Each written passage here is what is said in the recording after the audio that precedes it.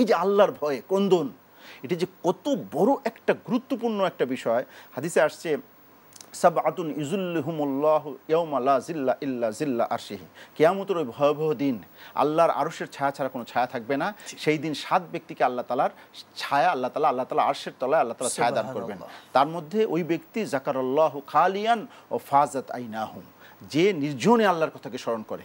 এই যে আল্লাহর ভয়, মৃত্যুর কথা, আমার মারা যাওয়া লাগবে।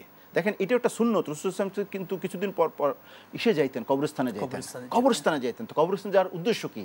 যে 2 দিন পর আল মাউতু কাসুন কুল্লু নাসিন শারিবু আল কবরু বাইতুন কুল্লু নাসিন দাখিলু। আল্লাহর রাসূল বলতেছেন যে মউত এমন এক পেওয়ালা যাকে সবার পান করতে হবে, এমন এক পানীয় যাকে সবার পান করতে হবে, আর কবর এমন এক ঘর যেখানে সবারই যেতে হবে। তো সুতরাং এই কবরের কথা বসলে মানুষ যখন মৃত্যুর কথা চিন্তা করে তখন কিন্তু দুনিয়ার প্রতি তার, কারণ হাদিসে আসছে হুব্বুদ দুনিয়া রাসু কুল্লি খতিয়া, সমস্ত যত গুনাহ হয় দুনিয়ায়, সমস্ত গুনার জড় কোনটা? জড় হলো দুনিয়ার মহব্বত, দুনিয়ার প্রতি ভালোবাসা।